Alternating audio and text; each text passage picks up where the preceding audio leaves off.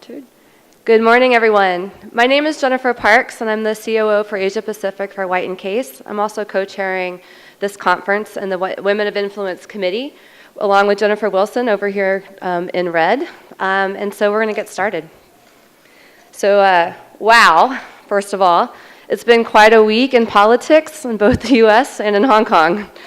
The seismic shifts in power and mindset that have been rippling around the world, including this tipping point in globalization, rapid advancement of technology, are considerable and complex triggers for transformations that we are all facing. This year's theme of transformation initially intended to inspire, simply inspire you. But in the light of the aforementioned changes, the theme feels more like a call to arms. The world needs your leadership. It needs driven, successful, articulate, and intelligent women and men to exert your influence for the greater good now more than ever. Just this Tuesday, on the eve of the US election, McKinsey Quarterly published an article entitled Transformation with a Capital T. Companies must be prepared to tear themselves away from routine thinking and behavior. In it, they advocate for stepping outside self-imposed constraints in order to define what's truly achievable. But this is only one lens through which we consider transformation. Today, we cast a wider net. Marked personal growth and great shifts in societies and communities also fit in this broader theme of transformation and how and why it is vitally important work. Some of the most interesting and accomplished women in Hong Kong are here to share their journeys and insights with you over the next several hours. Our morning keynote, Dr. Rosanna Wong, who I will introduce shortly, will address the role of leadership and transformation. We'll have a workshop that dives into the personal on how we can better approach difficult conversations at work to achieve better outcomes.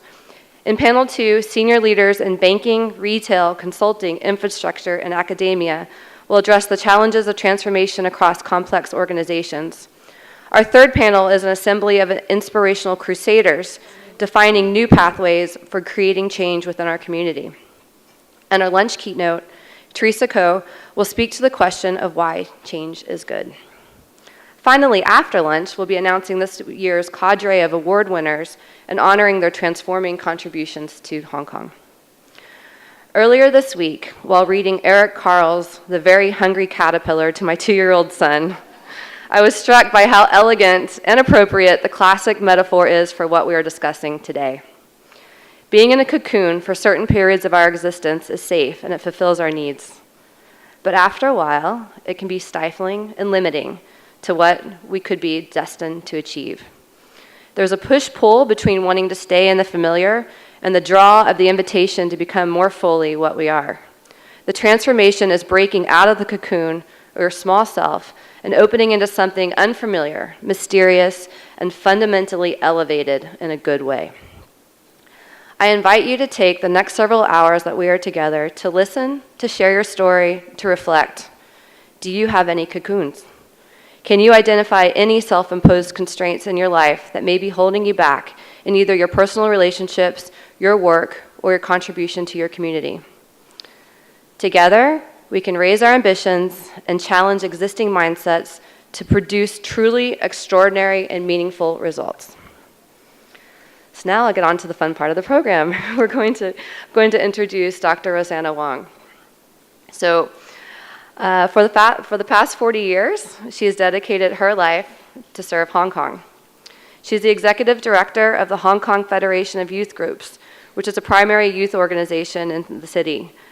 It's massive. It encompasses 60 service units that organize 20,000 activities per year with an attendance of these programs of 5 million participants per year. She's also a member of the National Committee of the Chinese People's Political Consultative Conference and active in the number of welfare organizations and charities, including World Vision Hong Kong, of which she is honorary chairman. She is also the non-executive chairman of the Hong Kong Bank Foundation's Advisory Committee, the philanthropic wing of the bank. She has also had a long and distinguished career in government service, sitting on both the legislative and executive councils, as well as being chairperson of, among others, the Education Commission, the Housing Authority, and the Commission on Youth.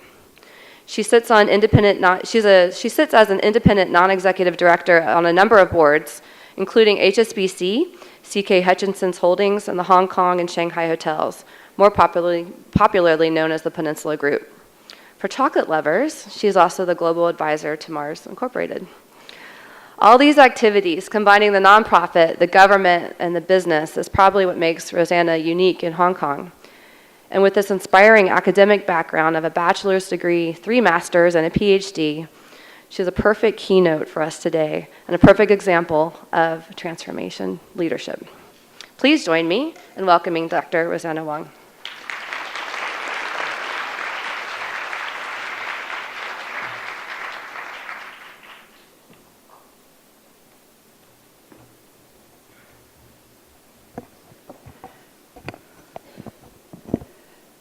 Thank you, Jennifer, Richard, and good morning, ladies and gentlemen. First of all, let me thank AmCham, thank every one of you for inviting me to join you for the breakfast meeting this morning. I know every year the Women of Influence conference and award presentation is a big thing. And I can see, you know, from the brochure, there's so many outstanding women around this room, and I think women is really making a big influence everywhere, not only in organizations, in society, and even in the world. Now, today, I know that the conference, the theme of your conference is leading change. Transforming ourselves, transforming organization, and transforming societies. You know, the word change, particularly in this time of the world, change is a very popular word. Every politician will tell you they will lead you to change. And even voters and everybody want change. Change become a very popular word in the political arena, because I have been in politics for many years, while I'm doing my nonprofit work, and I can see that change is really very attractive because people are not happy, people are not satisfied, of what they have. They really want to see change. So leader promise change, but the question is, to what extent they can deliver. What kind of leaders actually can effectively bring change? Now, this is something that, to me, I'm very interested, because promise is easy, but at the end of the day, whether you can deliver is another matter. Jennifer, when she introduced me, I've been working in a nonprofit sector all my life.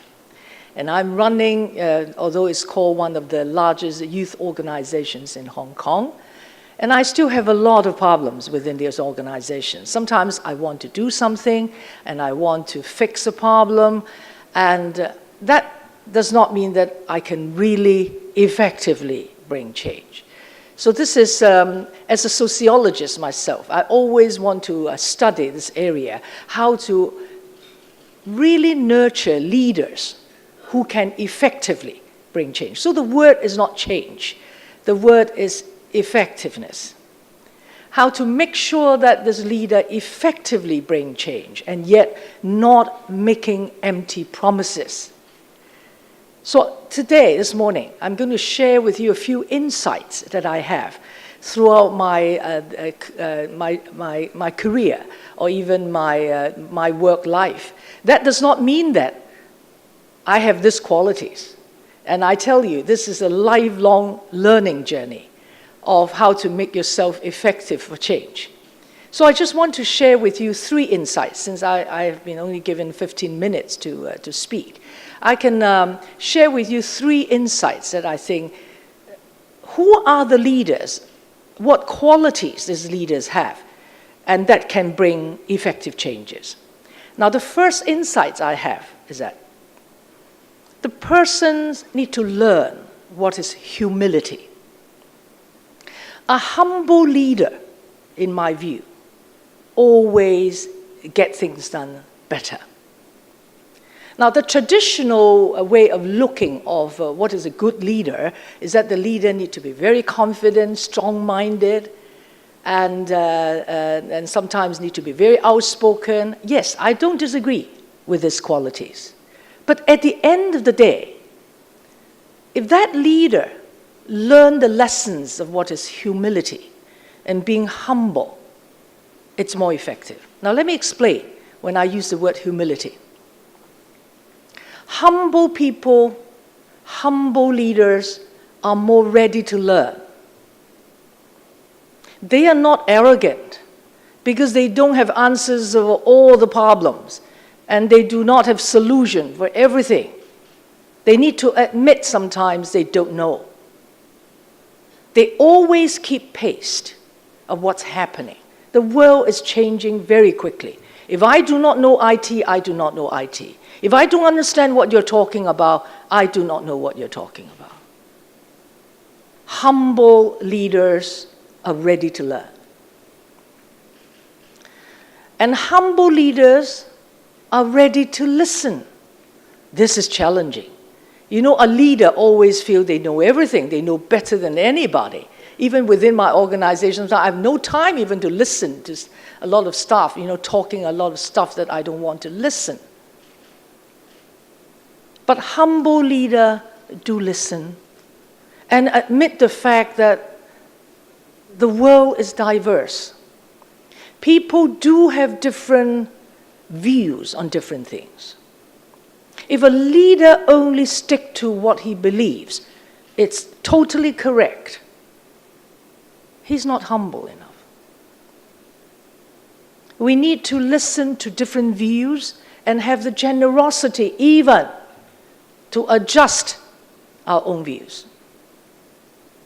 Not all the time, but we need that open-mindedness, and humble leaders are ready to listen.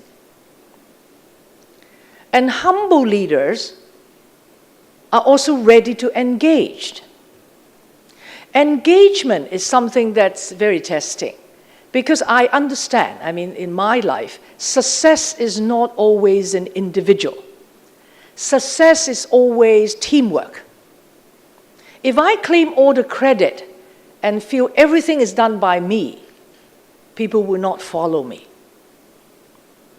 If I was able to engage people in every project that I do and give credit to people that work together with me, and at the same time let them feel that they have ownership to whatever project that they have, I find it is more effective. So humble leaders, if he or she know how to engage people in the process, and I think this is humility too. So the first insight I want to share with you, humility is something that's very difficult to learn for a leader. Always stand above people. Always need to demonstrate that I have the confidence and I have, everything that I know. But humility and humble leaders are ready to learn, ready to listen, and ready to engage. Now, the second insights I want to share with you about effective leadership is a leader, in my view, and I'm learning too, need to learn the lessons and what is the meaning of sacrifice. Sacrifice is a commitment, whatever you do. A leader do not know how to put forward themselves and ready to sacrifice. It's very difficult to make people believe that you can make a change. When I use the word sacrifice, the first things I think all women around this table perhaps will know, sacrifice your time. We do need to sacrifice. When I was in the executive and legislature and also taking on a lot of public committees and services, and yet I still need to run my family, I still need to run my, my office, I can see that I sacrifice all my time, personal and private time. When people see this is, I mean, this is unbelievable. You should not do this. But when you commit on certain things, and I think you need to be ready to sacrifice your time. Particularly, if you work, I work with people. A lot of, perhaps leaders also work with people. If you work with people, you need to invest the time on people. There's no shortcut. You build relationship. You build your trust. There's no shortcut. You need to invest your time. You need to sacrifice your own private time. Now, another thing you need to sacrifice is you need to sacrifice your ego. That is the most difficult thing. You see, for leaders, I always said that to be confident and stand high, tall and up, sometimes ego is something, the most testing thing. I can't admit I make a mistake. I don't want to tell the world that I'm wrong. Very difficult. This is very challenging. And particularly, when something is wrong, it's not done by me, but because I'm a leader, I need to admit that this is my responsibility is even more difficult. But being a leader, you need to be seen. You are taking up responsibility and have a broad shoulder to take on responsibility. Now that is challenging. You need to sacrifice your ego in a lot of time. I don't know whether you have that experience. I have tons of experience. And you need to sacrifice your life and work balance. Difficult for women. I remember Cherry Blair, the wife of a former Prime Minister, Tony Blair, and she said that I've been juggling a lot of balls in the air, but dropping some of them sometimes. I also drop some of them sometimes. This work-life balance is challenging. We always learn how to balance our life. We want to, and I continue, to learn how to. But sometimes it's sacrifice. It's unavoidable. So a leader who can let people feel that you have effective change, you need to sacrifice your time, your ego, and sometimes, although it's not very healthy, your life and work balance. Last but not the least, the insights I want to share with you. It's the most important insight. It's about value and belief. Nowadays, leaders all around the world, let alone is within organization or in society or in a world, platform, people need to know a leader who have strong value and beliefs. And when we use the word value and beliefs, of course, there's a lot of discussions. What kind of values, what kind of beliefs? And I'm not going to discuss about this. But there's several things very important. It's about the whole concept about whatever you do, no matter you are in the financial sector, in the political sector, or in an education sector, or whatever. One value to me is very important. No leader can be too self-centered. No leader can be too self-interested. You always need to hold on the value of doing good for other people. Doing good for other people other than yourselves. It's a very important value that stick and let people trust that you are not for self-interest, but you are for a wider interest of other people. Now that is a very important part to build trust. Leadership, to me, and this I think is the core of my sharing with you, is trust. No trust, no leadership. If there is no trust, restriction will be everywhere. But trust is a very tricky thing. Why do I trust you?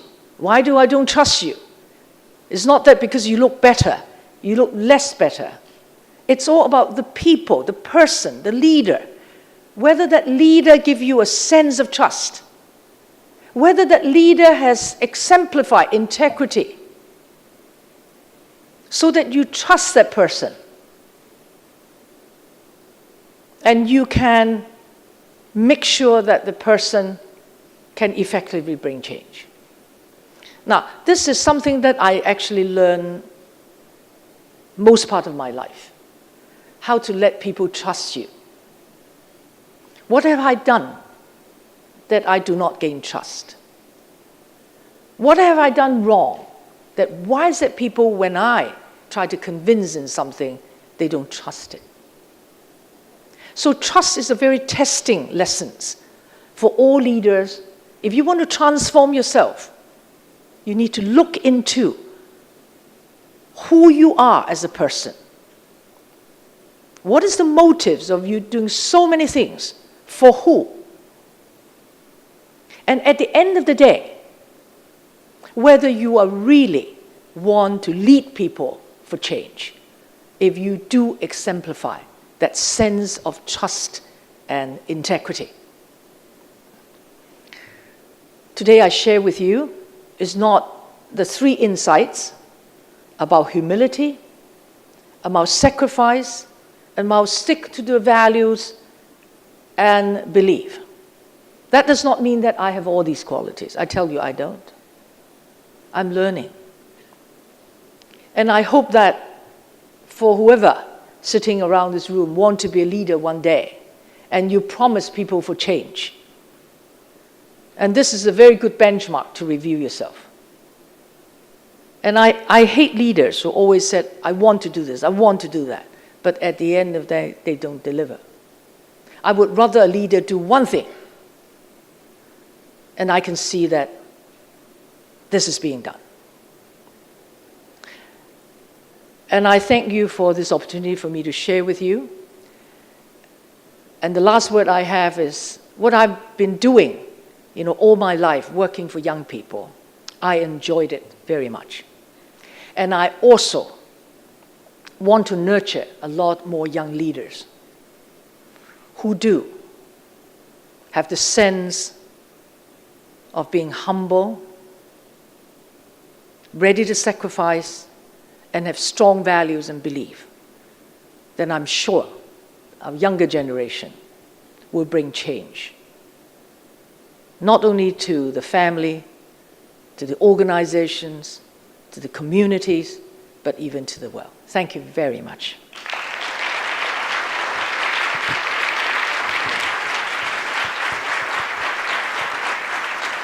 Thank you. Thank you, Dr. Rosanna Wong. So we're going to open up for questions and answer period for about 10 minutes before Dr. Wong has to catch a flight to Shanghai. So do we have any questions? We have some microphones here. We can come to you. Yes, Elaine. Hi, Elaine Chung, CFO for Regal Springs. Being brought up in a Chinese family, no problem about humility because we never can get it right, okay? We're always going to be never good enough. So what you said in terms of those 3 insights really resonates. But I guess the question becomes, when you're looking at a leader that have to have these qualities versus getting these younger people, the future leaders, how do you actually propel them and inspire them to actually want to step into that leadership position first? Because I'll be like, sacrifice? Well, I don't want to be a guilty mom, so maybe I shouldn't sacrifice. So what do you advise? What's your advice for people to actually push us into that leadership position so we can demonstrate those values? Thank you very much for your question. I think because I've been working with a lot of young people in Hong Kong who are very bright, and they already demonstrated leadership qualities at schools. So I'm running a leadership institute now, and then the question that you put forward is a very relevant one. I usually do not see that leadership should be something that you should tell yourself that I want to be a leader that way. You never do this. It's a process. Even when young people are young, they even do not know that they will be a leader, or they will not tell me that I want to be a leader like this. But leadership qualities usually we detect from what they do, how they behave, and what kind of,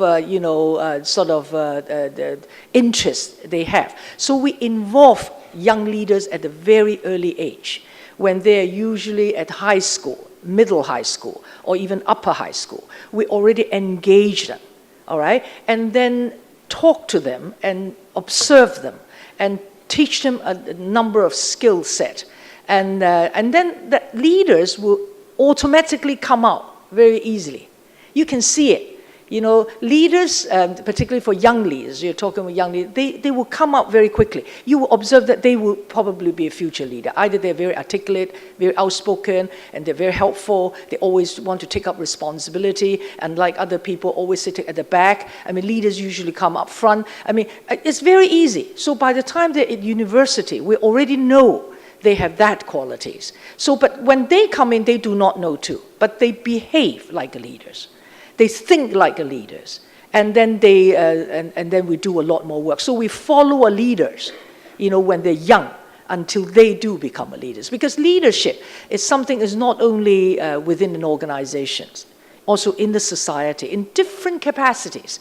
You can see that they're leaders too. So I think the question you pose is that we don't very consciously pick leaders like this, but we just observe this process.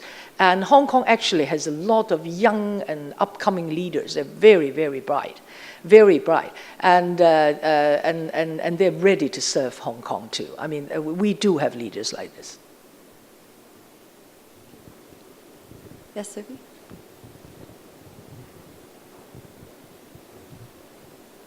Hi, thank you for your remarks. My name is Sophie Guerin, and I'm the APJ Diversity Inclusion Lead for Dell. One of my questions for you is what do you see are some of the greatest needs here in Hong Kong, particularly as we talk about change?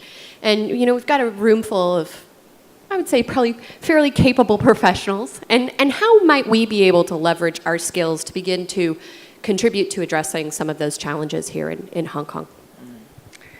Thank you for your question. I mean, Hong Kong has a lot of challenges. I think Hong Kong, particularly, I'm sure that you also understand that Hong Kong is really undergoing it's a process of finding what this one country, two system it's all about. So I think this process, to me, it's unavoidable, probably. So we really need leaders who not only have the commitment to work it out, but I think if you ask me one thing that what Hong Kong needs, I think Hong Kong needs trust. And I think when trust is it's breaking down, and when young people or even adults or even community, there's no trust over the government, no trust over authorities, no trust over, you know, whatever. I mean, on that level, I find it's very difficult to work. And I think that's why we need to build trust. If you, the question you put forward is, what can you do? I mean, one thing an ordinary citizens can do is to, in my view, is to understand the situations well enough and understand what is happening, not just hearsay.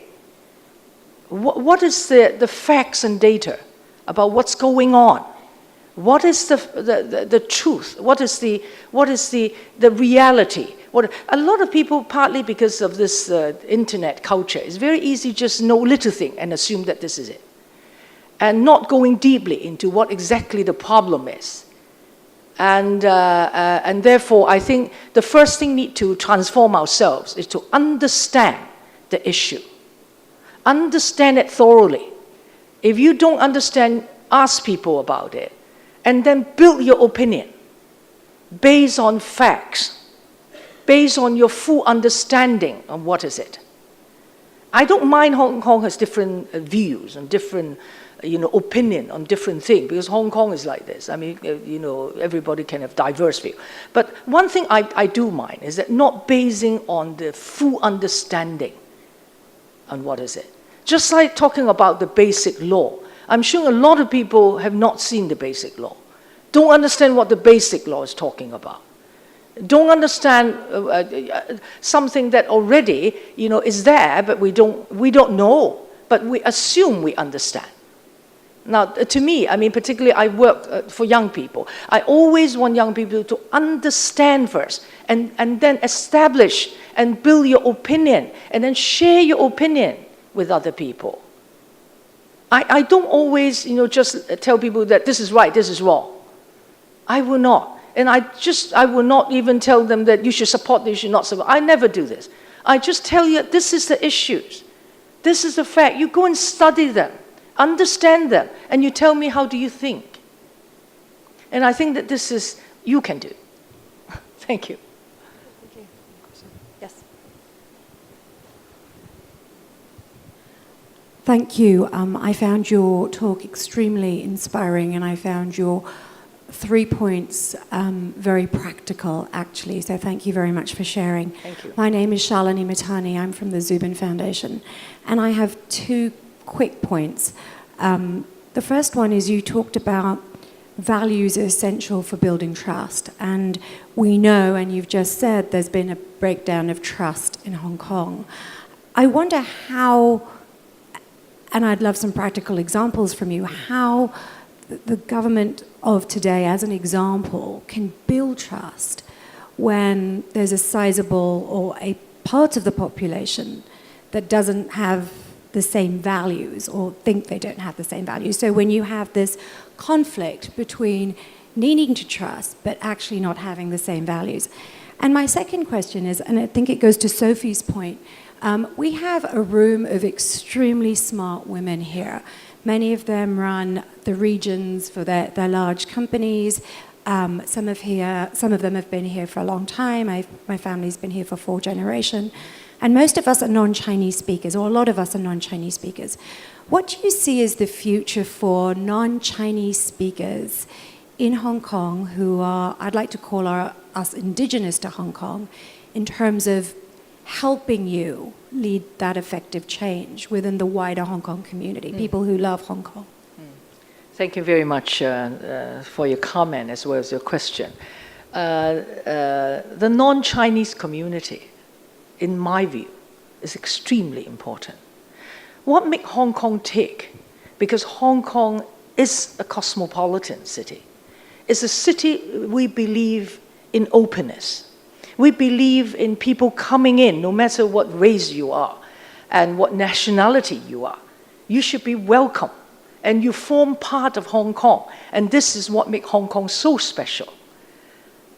And that's why, when I see that young people speaking English not become a very comfortable thing, and I'm very worried too. Language, for example. You bring in different languages and really make us speak, internationally. Hong Kong is an international city. So the first comment I will have is that very important. And I hope that you feel important too. You don't feel unimportant. If you feel unimportant, then it's a problem for us. And secondly, what you can do to help. I can understand that nowadays, not only because of use of English, and even in a lot of cases, it seems that before and after 97, there seems to have a little bit of a difference in terms of engaging the non-Chinese community. But I don't think even the government should do that too. And therefore, if you have interest in serving Hong Kong, you can do a lot more work, not only through the NGO, and even speak your mind out, or even participate in a lot of what we call the Hong Kong-based event, and make yourself available, make yourself known, make yourself and let people know that you are there. This is very important. I want to quote one example about Mother's Choice. I know Alia is there. Mother's Choice is an organization. There's a lot of non-Chinese community, but they're doing excellent work that create impact in the community. People know Mother's Choice, know that there is a lot of non-Chinese, people from different countries are working hard for this one. So that kind of work demonstrates your value too. But Mother Shaw is only one example, but there are other NGOs work. And bring that kind of service to the community, to me, is extremely important. And even I always want government even to involve more, of the non-Chinese speaking people in the consultative committees. But although it's not extremely forthcoming, but I think that this is something that what make Hong Kong. I think it's very important what make Hong Kong tick is this international flavor. And I don't have time to continue to talk to you, but I can talk to you later on how you can make yourself, known in the community, that I'm sure that a lot of people will welcome, a lot of people will, make sure that your will to be engaged is there. Now, today I know you, so I probably will engage you. And there are so many different opportunities in Hong Kong, and I still feel that the non-Chinese community is extremely important for Hong Kong. Go ahead, here.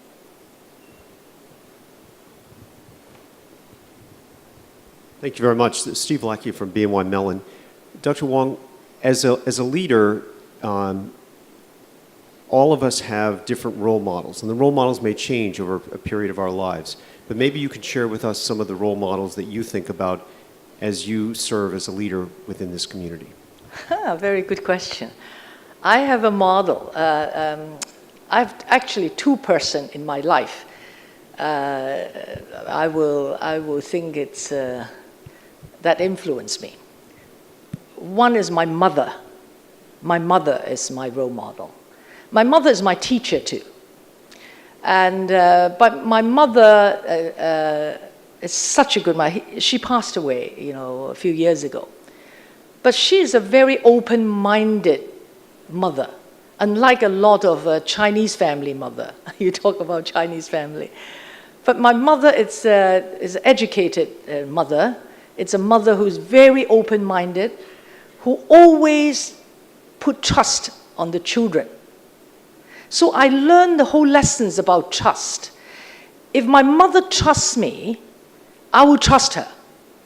If she doesn't trust me, I will never trust her. She never say no in my life. No. He said that you can do whatever you want, Rosanna, but the responsibility is yours.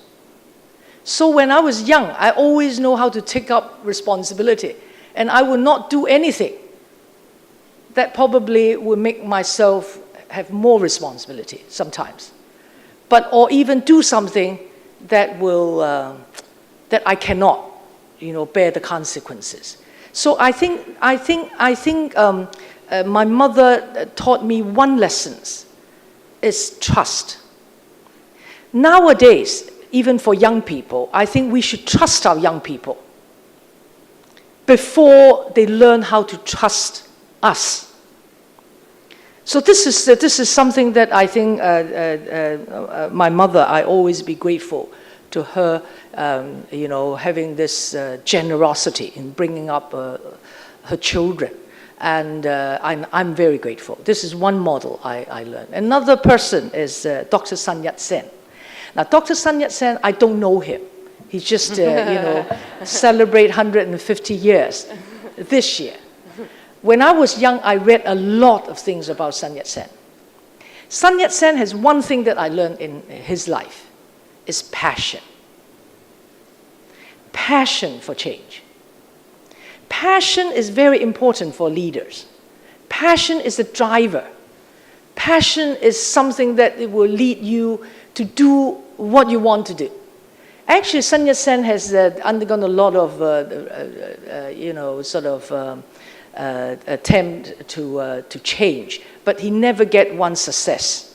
You see, all the time, even when he died in 1924, he said that all the revolutions that he has is never completely successful, but his passion drive him. So I was inspired, by Dr. Sen, and read his story, read his how he make changes, in China. I always inspired by his passion to make change. So there's two persons in my life. One is trust building, one is building passion. These are two persons. Thank you for letting me share with you. Great.